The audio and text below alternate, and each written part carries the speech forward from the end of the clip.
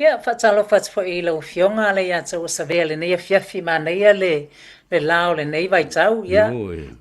Ma nei a le te tiloto lo o soifua manuia lava lau fionga. Tai. Ia whaatalo whatu po I le mamalu le atunu I te mama tina ia o whawhengainga ma whalatua ia a mai se po I nei along whanau.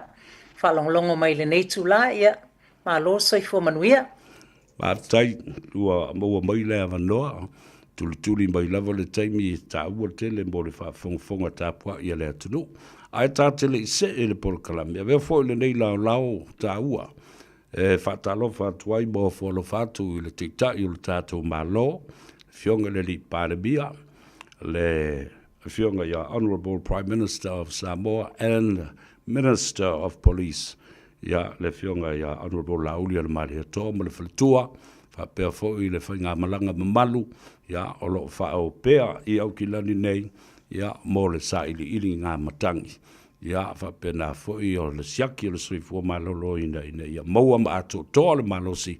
Whatalo whatu le Polokalambe ma le ato sevea. Whapea fo I Emele Palamo I lau fionga ma le Whalitua. Ia nā mailo vai aso. Ia te le Whalitua manisi fo I ngā ruenga sa whenga iai le nāwa I aso ata se I o mai le nei fo I vai teimi o le tausanga ma le aso mua o le masino o iulai. Ia e sa o le lau saunoanga le o le amatanga o le nei masina fo ia ua vawe fo I le alu o le tausanga la tau ia ai pisi a fo I le vai aso I nai meeting ese ia mai se fo I le mamalu le tunu o vala au mai lava pia malama I tu ese so it's been a good week. O loo tele lava le tatou leo ngā le tā whaatalanoanga le I le iatou savea loo maua lava le mamalu le tunu unai information o loo whai lava mafsisili mai toi whaamalama atili, which is very good. Liu lava. Malo whaftai tā ua tele. So steimi fo I vala au mai ia le mamalu o le tunu e meisena I tamam tina mātua. I lau telefoni. E o tele au ngata. Tu ina tu lava le telefoni ia mese fo I le sunga le li kamuta le li televou la le tele o Thomas mai le builder's blueprint ia mo mori atu fo ia le telefoni ina ia mawhai ona maua ia le nātou so tanga leo o wawa ia tu ua mua mai ai lunga o le mata upu le asole nei le vasili atu ai po ua lua e masina talu wai. What is a reverse mortgage and how does that work? La lea terminology o le reverse mortgage ai whawhewhea o ngā lue ma ngā ioi. Yeah. Tā ua tele le nei vai tau le fasili le ona o iai le mamalu le tunu o fasili mai ai. So it's very timely le fasili lau wafionga le ata wasavea. O le reverse mortgage, tu sa o le tūlanga lea ua mawhai ona e whaonga se equity o lau Fale la iai. Ia mo le sila fio le mamalu le tunu. E le mawhai main banks na offer le tūlanga lea. There's only 2 banks that offers this particular service, and that is SBS as well as Heartland Bank. So none of the main banks will offer it. So o lona whaitaita inga whapea laua wa mortgage free lo Malta. Ua pe ua iei le tūlanga le wale lava le superannuation le maua mai e whaiaini mea lai tātou te mana o po fialo te whau Samoa po o fia whātau fo I whaale leia le Malta. Ia e mawhailea le organisations I o luona tiritilo le tātou property. We've got enough equity in there, so we are basically asset rich, but we don't have the cash flow. Le mana o mea banks a service ai te tātou mō kesi, so they will then take over your property. Ia ona mwhailo na release mai se vai ngā tupe I lau I le equity o lau Fale lea te whaongaina. So basically that's the simple terms of how it works. They will take your property as security for the funds le la release mai.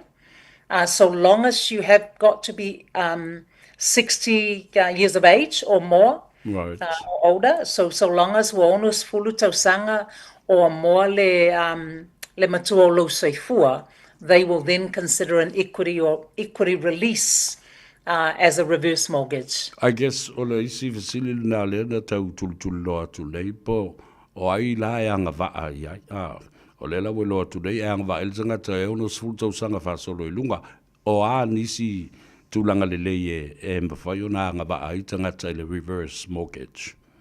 Yeah, the preferred option, one bank, they won't consider a reverse mortgage, but if but in saying that, I can find out.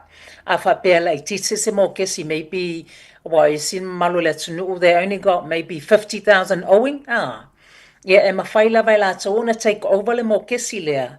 A wha pe lima se fulu awhela to toe, and you need at least maybe another 100,000 e po yeise meo e whina ngalo e fia whaatino ai leo yeise se leni. Ia mawhaila la tōna release mai le se lau lima se fulu e pe iai le lima se fulu awhele e o le bank. Plus, le se lau awhele mana o mia tātou le taimi nei. Olona winga la e mele e ielo le tūlanga le lei. Ai leo te wawa i atu nei ai, e pe i fōringa mai la whato a settle lava la le mele. Pe a olola le teimi ua tau lia ma whatau wele whale e saole. Yeah, so leia lau sau noanga na, so ole, how it works is ele mana o mia la vaenga nga base repayments are, so Right. the repayments is not compulsory ele pe o tato mo kesi at my banks. That you have to make a payment. There's the option in mawhai a wha pe o leite mana o e pay le interest, then you can do interest only. O lona winga o lea wha matalanga, e le o reducing e lau pe meni le la a whai le amount lena no mai e tātou. So you will only be paying interest. Man tua foi, you will still be accruing interest on the amount le au mai. So ole tāwale na ole malamalama lei, repayment, there's no requirement to make a payment. Right. So e mawhaiana accrue le interest on top of le vaenga tupelen au mai, a pe o lau saunoanga, but to a pe lea if you choose to sell the house. Right. So in other words, you're borrowing on the principal that is left or the equity? Yeah, you are using the equity, yes, maile whawaenga tupe maile equity le mana o tātou e whaonga, which is we can't do that with the main banks. Right. Now, what can you use the reverse mortgage for? Basically anything you want. So long as it's a legal, sorry, let me just rephrase that. Go clarify le tūlanga le, so long as it's maybe o se whaaleleino le mota or travel, po fia whaatau for te tāwale forward to mama tina, but they don't have the cash flow. So it's a tūlanga lava whaapea, so long as it's a reason that is within the legal requirements. Yeah, ona mawhaile ona whaongai, so for any purpose that is practically used for. In other words, too, it's fair to say that you can borrow on a reverse mortgage. Yeah, that is correct. Ona yeile maximum in mawhaiele vaenga on a lend, because ole mea e whaita te lato, they want to make sure there is equity left in the house. Pe a whape ole o sona whaataita inga a whape wa fitus fulu le matua o lo soifua yei te mine. One organization, one bank will only release you maximum tolu se fulu pasene o le value o le fale. They won't lend you the full amount. So e tiered down le au whai o le maximum value e mawhai la tona au mai. So that could start from 20% of the value up to the maximum would be 50%, depending on ile matua o lo soifua. So they change ile amount of mawhaina release mai, depending on ile matua o lo soifua. Malu whaftai tau wa tele walenga la le watali e malesi fo ilesi tātou facility. How much you can borrow from a reverse mortgage. How do you deal with the repayments la fo le reverse mortgage? Wale wai fo mai nei, ele eise repayment e fo ile taimi lea. Se vanga na o fo ile settlement date ma watato fidi o le a whatou ese atu le whale. Yeah, that is correct. So Emele, it's optional. Right. So in mawhaila mana whai a whapeo yeise, you've come across some extra funds. Po mana na o whaile ainga to pay some funds towards that. Ele eise penalty e totongi ele pay many. Ai ole me manatua, it's not a requirement to make a payment. But ola wa o whautuanga, if you can, at least pay the interest. So then at least the interest is not accrued on top of ilawai ngā tupele na no mai. So the option is e mawhai ona whailo pe meni, but it is not a requirement. Right. Malo, whaftai te le lava, le tele i o le malu le tunu ule mai mo mai ia mawhaali fo i lo latu talitonunga fo i le e fia i mata upu ia. A tonu e whaama i te mea fo i le mawhaatupu manatu ia i latu olo o ia i tonu a le taimi o filifilinga i le vai taimil ne o le tausanga ia manai a latu se leni fo i sa wha polo polo ma posi mai i le tele o tausanga o mawai. Now, o le whaafonga mai le tunu, o le awhionga i le whaletua ia Emele Palamo. She is a mortgage advisor. Mai o ia foi, e whaafsanga i ma whaletupe, the financial institutions and banks, e ma whai ai o le whaatalanoa le mataupu le nei. Ia, ma whaapenao na whaamarmalama fo ia i lātou o lo mnau mielev sosani. Mai e ma whai ona e maua lana telefoni nai la loifo o le ata o le whaletua la le nei. O le o lua fitu, valu tolu fitu, valu wha, valu o, toi whaafonga le numbera le nā. O lua fitu, valu tolu fitu, valu wha, valu o. Now, finally, how do I access the funds from a reverse mortgage? A whea no tātou wanga wa ai maua mai ia le tupe lea ma whai ona papa ia tu e o tātou lima e whao ngai le mele tātou te mana o iei. Yeah. So wofo ia le tūlanga, there are two options. E ma whai ona au mai uma le lump sum payment in one go. Pe a wha pia o lai mana o mia. Or a wha pia o lai mana na o tātou na o le whai le approval. O na wha solo mai la ia maybe every 2 weeks or every month.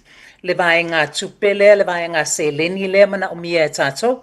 So o la o fautuanga a wha pia tu salava po approve uma, say, for example, se la wafe. A wha pia le o mana o mia uma le se leni le taimi le. Don't release all that because once au mai umai le se leni le, you will be charged interest from day one. Right. A wha pia na o le luas fulu afe lai mana o mia, then only release le luas fulu afe. A lai wa umana mauti no o la iei lava le siwa e ngā tupe you can tap into pe a mana o mia. O lesi fo tūlanga e tā ua tele, make sure you get independent legal advice. Right. O na tā ua tele le wha malamalama a tili o ia tūlanga, ina ia awana ia i se nunumi le alualuanga i luma. Whamatala le ese senga o le legal advice mo le real estate, ia mase tangata le tā ua ne o le conveyancer. Ia, fo i o le awanga le o lo ia po la tau ia e anga vai le tūlanga as conveyancing. So anything to do with properties that will be dealing under the conveyancing, they are conveyances. So o se lo ia e anga vai tūlanga advice in relation to properties. Malo, whaftai tili lawa i lau whionga le whaltua. Ia, o le awanoa murimuri e whai eise whaamrianga fo i mo le atunu, ia ma whaasoa i lau telefoni ina ia mawhai o na toe whaalawi loa. Ia, ma mawaile awanoa e wala au atu aile atunu. Ia ma sema fo i se taimi i tau te whailoa iai, ia ma wha lama atili ia nei ma ta upu ta ua tele. Ia, whaftai lava i laua whionga lei ata o sa vea mole nei fo i whaatala salanoanga. E pe umana ia tamta upu nei ia whiawhi o na iei nei a inga nei ta mama tina o vili mai pe whawhiwhena whaile tūlanga. So it's very timely le whaatalanoanga le nei a whiawhi. Ai iei lava se facili if you're looking at buying a new home, renovations or investment property, reverse mortgage. Ia, awale matamuli e vili mai. Call me on 027-837-8480. Ole olua fitu, valu tolu fitu, valu fa, valu o. Ia manuia tele ia malolonga ole neia fiafi la o fionga le ia taua pa pe fo ile le mamalu le tunu e toe felo ia tili ia leva yaso ia soifu ia.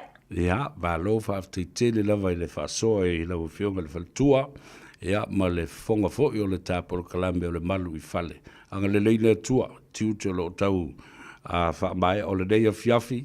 ia whapena fo ia sa umole nei vai aso le sāwalinga o le wai vai aso ma le aso mua o le masina lona fitu o le o tātou whaitau le afa muri o le tausanga anga le le atu le atua tāte whiloa i le vai aso fau taita i atu i le soifua ia ma le anga le lei o le tātou mataisiri le langi a mulu te minei ia wha soifua ia ma ia manuia Soifua.